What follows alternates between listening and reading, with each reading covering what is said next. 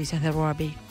Bueno, hablamos con Fernando Cerimedo, ustedes saben, lo conocen muy bien porque, a ver, ¿cómo definirlo? Fue parte de la campaña del presidente Milei, en algún momento hablamos, pude hablar con él, interesante porque estratega digital, está muy bien. Y además, creo que estuvimos por el mismo barrio, yo soy de Santos Lugares, creo que él es de Caseros o vivió en Caseros, así que también digo, para buscar puntos en común en este caso, y amablemente conversar con Fernando. ¿Cómo va? ¿Bien? Hola, ¿cómo estás, Hugo? Toda la audiencia, un saludo. ¿Sos de Caseros, Fernando, o viviste en Caseros, no? No, yo soy original de Mar del Plata, nací en Posadas, no conozco Posadas porque me fui muy chiquitito, a los 6 meses, Sí. pero después yo me crié en Mar del Plata, Y cuando volví a Estados Unidos, sí, vivía ahí en Caseros, cerquita de Villaboy. claro, Y claro. mi esposa actual, que también es de ahí de Villaboy, ya éramos vecinos, yo estaba casado y ella tenía su vida también de Caseros, no nos conocimos en Capital. Claro. Está muy bien, está muy bien. Te hago una pregunta. ¿Cómo seguís como estratega digital del gobierno? No, yo estoy afuera, o sea, apoyo a Libertad Avanza, por supuesto, pero no, yo no quise tomar ningún cargo ni pertenecer al gobierno porque estoy muy bien en el sector privado y mis empresas no son tan delegables, ¿no? Como tal vez alguien podría, digamos, delegar su empresa y irse a trabajar al Estado. La realidad es que nuestra empresa, con mi esposa, la formamos muy nosotros, digamos, son pymes que han crecido y no puedo delegarlas. Entonces he preferido quedarme de este lado de la vida. Bueno, justamente antes hacía un comentario sobre la política del gobierno, sobre el estilo, sobre la cultura que propone, y también dentro de esas ejecuciones o de ese mandato y esa gestión aparece el tema redes. Como nunca antes, el presidente llega a través de las redes y rompe el paradigma tradicional de los afiches, por ejemplo. De hecho, lo votan en lugares en donde no se conocía ningún tipo de cartelería a favor de Milei, y eso tiene que ver con las redes. Y ahora también es un presidente muy dedicado y abocado en sus tiempos ociosos, según dijo él, a las redes. ¿Qué opinas? Bueno, en realidad, yo siempre cuando doy charlas de comunicación política tengo un gráfico donde muestro cómo ha ido cambiando la comunicación política en general y gubernamental. Pasar de un formato completamente vertical, donde el candidato hablaba y el resto oía, hoy es una comunicación vertical completamente. Y hoy ese verticalismo es todavía mucho más, esa cuestión horizontal es mucho más fuerte. Ha ido cambiando en general. La mayoría de los políticos, pongámosle los nuevos políticos de estos últimos, especialmente 5 años, han cambiado su forma de comunicar. Javier ha elegido el territorio donde siempre estuvo en Twitter, siempre estuvo en las redes sociales. Sí. Y aunque no lo crean, capaz que esto es contrario a lo que muchos opinarán, pero es muy peligroso cuando vos sacás de un territorio a una persona en lo que sea, ¿no? Y lo querés cambiar, especialmente en términos comunicacionales. Vos imaginate que de repente a Cristina, que siempre estuvo, es una persona que hace su charla y después desaparece 3 meses. Imagínate que todos los días tengamos haciendo un video en vivo hablando. Bueno, Cristina pertenece a otra generación, justamente una posterior de Milei, si contamos la generación entre 15 y 25 años, como es una de las posibilidades de cómo se define, y ahí también tenés ese uso diferente, ¿no? Es decir, y el aparecer cada tanto, eso forma parte más de una estrategia política de ella, pero te sigo en el análisis. ¿Y qué querés decir con esto? Que es normal. Que estamos viviendo en la normalidad, no es atípico. Posiblemente no les parezca común, pero no es anormal, es completamente típico lo que está ocurriendo. Sí. Si uno ve la historia de Javier Milei siempre comunicó así y sigue comunicando así. Está muy bien. Yo en términos comunicacionales, yo vengo de la época de Obama, trabajé en la campaña de Obama hasta acá. Entonces yo me crié profesionalmente de East Weekend hacia acá. ¿Vos trabajaste en la campaña de Obama? Sí, en la primera. No lo sabía. Estaban los equipos latinos. Yo me hice cargo de los equipos latinos. Mirá qué bien. Tanto en la primaria como en la general. Recordemos que el valor del ex tweet o de X en la campaña de Obama fue clave para su victoria, pero recontra. Que se la toma como el ejemplo de las redes sociales y la política como nunca había ocurrido. Fue un antes y un después. Fue un antes y un después. Y bueno, de allá para acá ha habido una evolución donde algunos la han adoptado y otros no. El 2015 en Argentina marcó también una diferencia comunicacional, donde tenías a Juntos por el Cambio incursionando más en el territorio digital, y en aquel momento creo que se llamaba Frente para la Victoria, se había quedado en el territorio, se había olvidado lo digital. Y hoy hay algunas personas que hacen todo estrictamente digital y otras estrictamente territorial, y eso es un error en ambas partes. Son las campañas políticas, la comunicación es en todo, ¿no? Claro. Pero volviendo a tu pregunta, y perdón que me extendí un poco, pero No, interesantísimo, Fernando. Me gusta mucho porque creo que es importantísimo. Ahora te voy a hacer una pregunta también sobre el rol de las redes en la construcción política o en la constitución de la agenda. Bien, fíjense ustedes los periodistas la oportunidad que tienen de tener todo el tiempo tópicos directamente proporcionados desde la comunicación del presidente, sin tener que esperar que el presidente les quiera dar una nota. ¿Por qué? Porque el presidente es proactivo, el presidente hace alguna interacción que a usted le llama la atención, y es una forma de comunicar, donde el presidente valida, o le pone like o retweet a una publicación que dice fulano de tal está haciendo esto mal. Bueno, es una opinión que está dando el presidente, sin que ustedes tengan que esperar o especular. Bueno, entonces, construye agenda. Ojo, es vertiginoso, es mucho vértigo. No, y es una agenda porque acá lo que hay que decir, para reflexionar un poquito más allá de, digamos, de la primera superficie y rascar un poquito más, es que nadie tiene la verdad. Es decir, cuando el presidente propone incluso la discusión sobre lo que le pasó con Lali Espósito, y él reconoce que hay un tema de forma, pero también dice que no hay nada ilegal, está proponiendo de algún modo algo nuevo, discutir sobre algo, me parece, o por lo menos a quienes nos interesa también, incluso la teoría sobre estas cuestiones, la teoría sobre la política, también decimos, hasta ahora sabíamos esto, podemos hablar de la simetría y de lo que no correspondería de acuerdo a... Pero bueno, el presidente opina sobre todo, plantea un modo de construir agenda. Por ejemplo, López Obrador, el presidente de México, todas las mañanas da una conferencia. Eso le permite armar una agenda.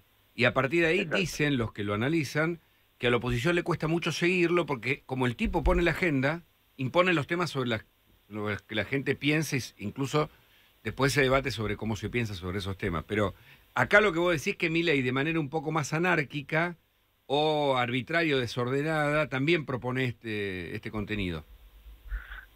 Sí, es desordenado para aquel que no está o que no estuvo en esa vorágine. Bueno, entonces a mí, y si yo tengo medios, ¿no? Pero mucho más chico, pues tendríamos una radio en vivo, un canal de televisión, pondría en una pantalla el timeline del presidente y tendría en real time todo lo que va ocurriendo. Aunque más que claro, es una propuesta nueva, en un gobierno nuevo, una forma completamente nueva de comunicar y que dejó a muchos en offside, pero no lo dejó, no es que está mal, no, está claro, es viejo. No, es distinto. Es distinto. Es como si hubiese vuelto, lo digo, Cristina sin ningún vocero y tendríamos que escucharla cada 3 meses. Bueno, es otra dinámica. Quiero hacerte 1 o 2 preguntas más, me interesa mucho lo que estás planteando porque es un tema bien actual, el tema del presidente y las redes, vos fuiste justamente su asesor o el estratega político detrás de la campaña de Milei. ¿Me esperás 1 minuto o 2 tras las noticias y seguimos conversando? Sí, ¿puede ser? Gracias. Sí, por supuesto. Fernando Cerimedo, Noticias 1202. El Observador 107.9. Noticias en 1 minuto. Solo lo indispensable. El gobierno prohibirá el uso del lenguaje inclusivo en la administración pública, lo anunció el vocero presidencial Manuel Adorni. La decisión incluye todo lo referido a la perspectiva de género. Y además, el gobierno dejará sin subsidios de luz y gas a quienes compraron dólares, viajaron al exterior o tienen prepaga. Así lo informó la Secretaría de Energía en un informe en el que se detalló el nuevo esquema de asignación de subvenciones que propone el gobierno. Este viernes será presentado en audiencia pública. Y además, Héctor Caballero asumió como director de Radio Nacional y descartó una privatización. Vamos a dejar de fabricar relatos para un gobierno, aseguró el reconocido empresario y productor de espectáculos. La temperatura actual en la ciudad de Buenos Aires, con cielo mayormente nublado, 25 grados, 1/10. El Observador 107.9. Noticias en 1 minuto. Bueno, hablábamos con Fernando Cerimedo, continuamos la conversación, estratega político, sobre todo en la campaña de Javier Milei, también trabajó con Obama en su campaña, en su momento, su primera campaña, y está en línea, y seguimos conversando. Fernando, una discusión sobre las redes que creo que se está dando ahora, si no me equivoco, en la justicia neoyorquina, en donde se debate el tema del anonimato, es decir, hay quienes dicen, está bien la libertad no sé, de opinar y todo eso, pero deberíamos terminar con el anonimato para que cada uno de los que se expresa a través, por ejemplo, de X, pueda tener responsabilidad sobre sus dichos. ¿Qué pensás? Pasa que estoy en dos lados, porque por un lado creo que hay ciertos límites que no deben cruzarse en ningún medio de comunicación, incluso haciendo desde los individuos. Pero también el problema que tiene eso cuando involucras al Estado y decís, bueno, no, está bien, limitemos cierto anonimato en cuestiones, no sé, de noticias, por ejemplo. Bueno, empezás a abrir una puerta que después no la podés cerrar y podés llegar a niveles de censura nunca antes vistos. Bueno, en Brasil pasó el año pasado, el año pasado, nosotros hicimos un vivo anunciando los fraudes y de repente no podíamos, mi nombre no lo podés googlear en Brasil, y así con un montón de personas. ¿Por qué? Porque alguien hizo una ley sobre fake news, tomaron algo como fake news, pero después ninguna otra conversación puede darse en torno a eso. Entonces, podría ser que, digamos, desde lo teórico es correcto pensar de que desde el anonimato no se deberían difundir determinadas informaciones o digamos, relacionarse, pero por otro lado abrís la puerta de que te empiezan a censurar. Y lamentablemente lo que hemos visto en todos los países donde se han aplicado este tipo de medidas no han sido para proteger la identidad o la veracidad de las cosas, ha sido para después ir por la censura. Porque pensá esto, Hugo, que detrás de eso hay alguien que determina que sí, que no. No, más bien. Y hoy es alguien bueno y mañana puede ser alguien. No, de hecho, Fernando, me permito la digresión para contarte esto. En la Argentina el periodismo nunca aceptó ninguna regulación, es decir, no existe un colegio, como sí existe de otras profesiones, y como sí en Chile también existe un colegio de periodismo que determina, bajo un comité de ética, lo que llama un código deontológico, etcétera, que está bien y que está mal. Y justamente en la Argentina nunca se llegó a un acuerdo por eso, porque podía ser una limitación a la libertad. ¿Quién es el que me dice que sí o que no? Bueno, es la misma discusión sobre la distribución de la riqueza. Es decir, podemos coincidir en que es una sociedad injusta. Ahora, ¿quién puede agarrar, que es lo que hizo la base del kirchnerismo, ¿no? Supuestamente, claro, con la idea de sacarle a uno para darle a otro, se quedaban con eso, ¿no? Y no ejecutan. Es decir, de nuevo pasa lo mismo. Claro, acá Elon Musk es el que podría regular, digo, como dueño de la red, ¿no? Me parece, y no es el Estado. Claro, que lo hace, perdón, eso ocurre. Facebook tiene un departamento que se llama de compliance, muy grande, con gente externa, con gente chequeada, bueno, que también con cierta ideología, pero es mucho más complejo, o sea, no es tan fácil, que también determinan, pero hay un comité, es un proceso. Hoy en Facebook no te pueden censurar como pasaba, por ejemplo, en la época de Trump, que censuraban lo que fulanito de dentro de Facebook decía, que pasaba también en Twitter, por eso es que Elon Musk tuvo que echar un montón de gente. Hoy te censuran contenido, pero no un contenido ideologizado. Si vos opinás en contra de un gobierno, no te van a censurar como podría haber pasado. Claro. Hoy te censuran si hablas de pedofilia, incitación al terrorismo, cosas que que dentro de la normalidad están bien. Ahora, si tienen el esquema como el que armó Elon Musk, donde el proceso de censura es muy complejo y requiere de muchas partes, bueno, está bien y son los dueños de las redes sociales. Para donde se mete la cuchara del Estado, y no tiene nada que ver con la ideología liberal libertaria, sino es en términos reales. O sea, cuando vos metés al Estado a determinar quién sí, que no te arman un novio, como armaron en esta que tenía esta muchacha, no me acuerdo el nombre, una secretaría que se llamaba novio, que decía que sí y que no.